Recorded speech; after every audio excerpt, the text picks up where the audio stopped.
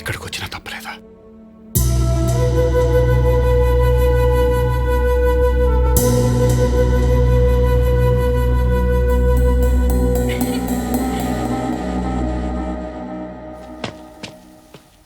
ఏందన్నా పిలిస్తేవి? ఏందన్నా? ఏంది? ఏందన్నా? పొద్దున ఏం చేస్తున్నారా? పొద్దున ఏం చేస్తున్నారా? ఏం చేస్తున్నావు? చెప్పరా ఏం చేస్తావు? అమ్మాయి బట్టలు మార్చుకుంటే చూస్తావరా? చూస్తావు? బుద్ధులు మార్చుకో, లేకుంటే చస్తావు. నా సంగతి తెలుసు కదా? తెలుసరా? కొడక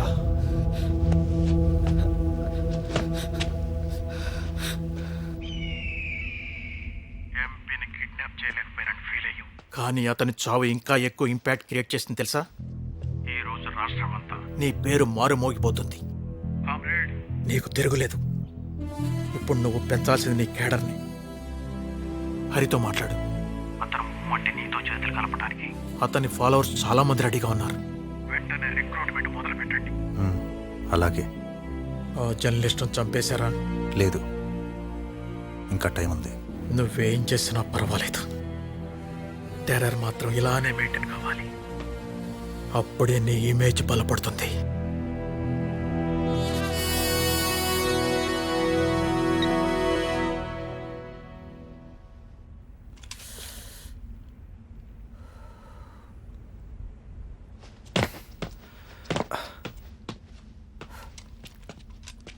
ఏమన్నాడన్నా? మనకిక తిరుగులేదు, బయలుదేరదాం.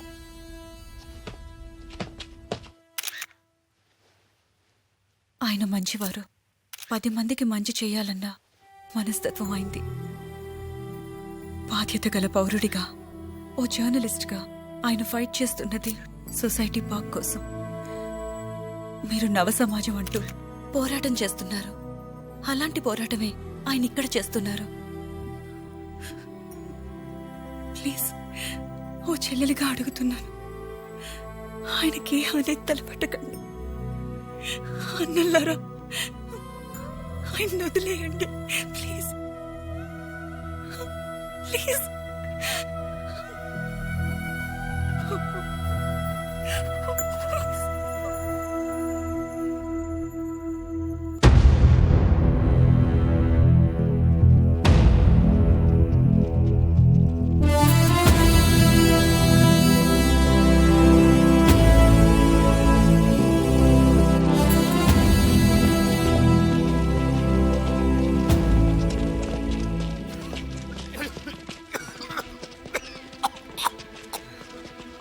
అంజీ, దింపు దింపు. ఇదిగో లక్ష్మణ, అక్కడ వెళ్ళు.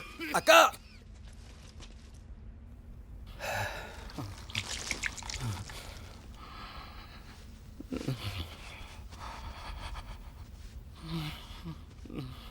ఏమైందమ్మా? ఏంలే, గబరావు మత్.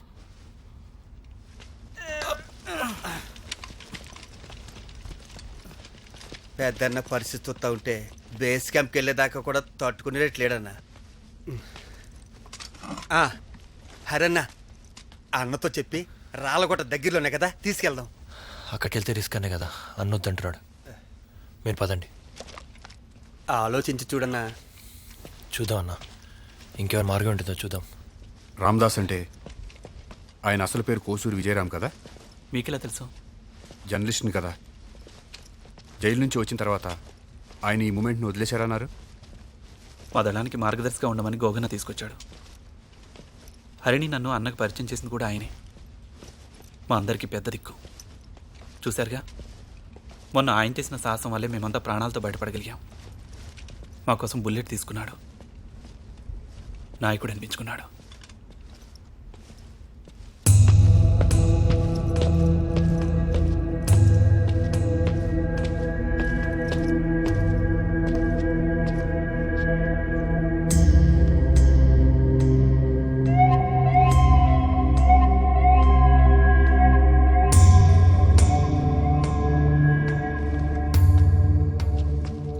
పది నిమిషాలు రెస్ట్ తీసుకుందాం.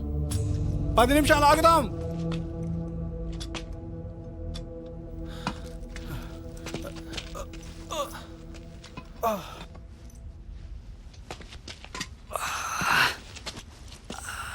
ఎండ చంపుతుందనా?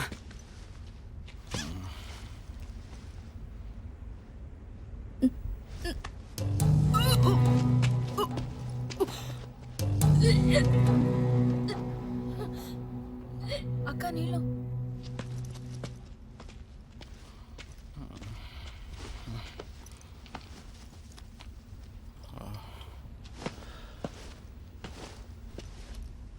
అస్లాం మ్యాప్స్ తీసుకురా. తెస్తున్నా అన్న. తింటావురా? తీయ ఉంటుందా? తినరాదు? అయ్యో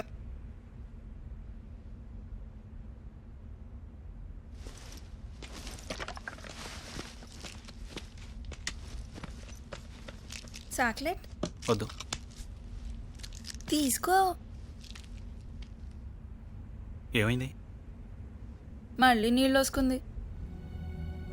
పాపం ఇది 3ోసారి. ఈసారైనా ఉంచుకుందాం అని ఆశపడుతుంది, కానీ అన్న వద్దంటున్నాడు.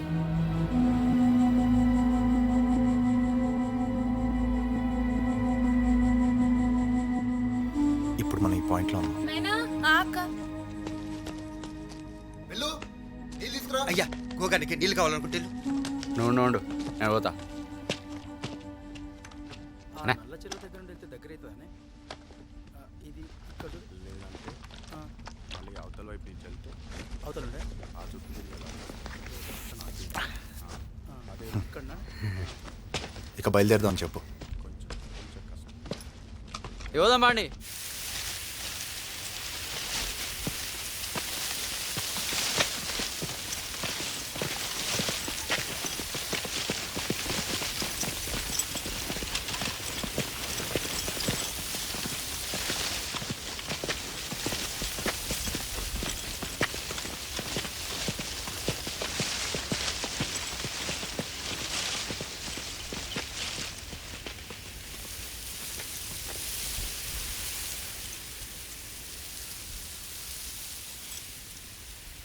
బిల్లు ఏమైంది?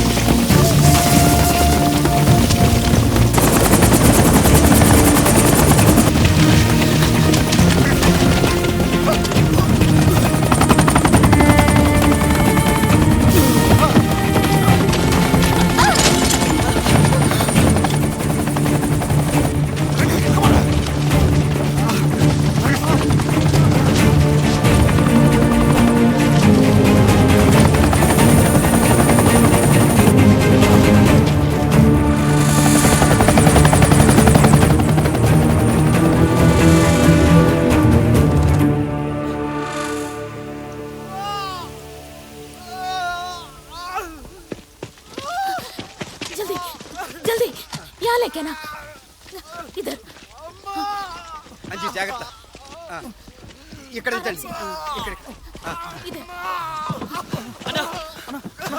ఓడ్చుకోనా నీకేం కాదన్నా భరించలేకపోతున్నా నా వల్ల కావట్లేదు. जल्दी कॉटन देना अरे रे बुलेट కదలది బ్లీడింగ్ అవతలేదు మరి ఎట్లా కరోనా मेरे हाथ में कुछ नहीं जल्दी हॉस्पिटल की తీసుకుపోవాలా అన్న నీకేం కాదన్నా కొద్ది కొర్చుకోనా అన్న ఇప్పుడు అల్లగుట్ట పక్కనే కదా తీసుకుపోదాం. అది చాలా రిస్క్, కుదరదు. రేనా మత్తు ఇంజెక్షన్ ఇవ్వు. ఇంజెక్షన్ దేనాక క్యా ఫైదా? అర్జెంట్ గా హాస్పిటల్ కి తీసుకెళ్లకుంటే కొన్ని గంటల్లో చచ్చిపోతాడు.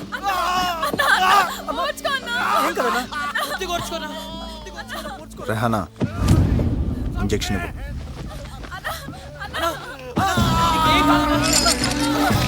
ये क्या हुआ? पूरा टूट गया.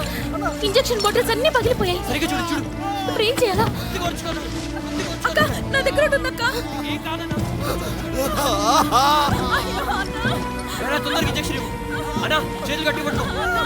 కదలకుండా పట్టుకోండి. ఏం కదన్నా అయిపోయిందన్నా.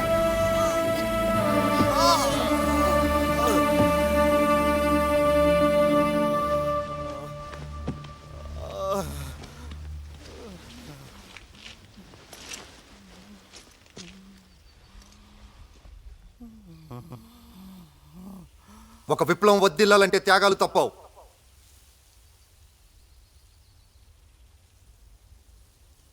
మొట్టమొదటిసారి రామన్నను కలిసినప్పుడు ఆయన నాతో అన్నమాట,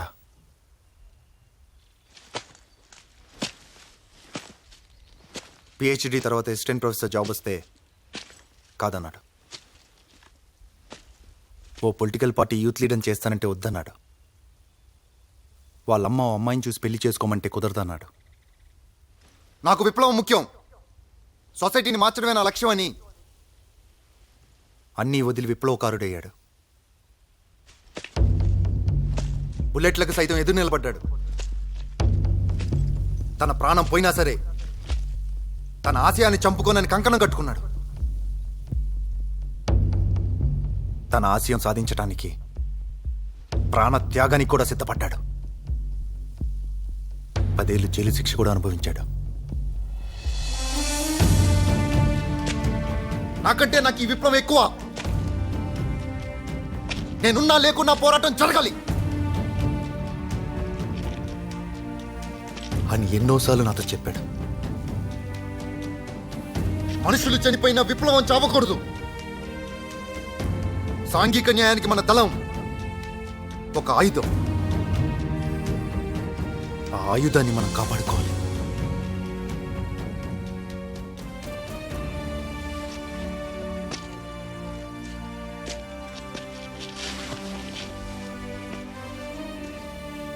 నా గురువు, నా దైవం మన రామన్న. ఈరోజు ఆయన ప్రాణాలు నేను కాపాడుకోలేకపోతున్నాను.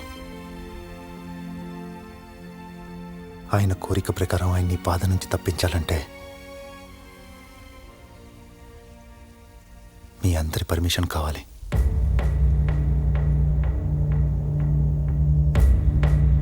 ఆలోచించండి. మత్తు దిగిన తర్వాత ఆయన బాధతో చావడం మంచిదా, లేక మత్తులో ఉండగానే ప్రశాంతంగా చావడం మంచిదా?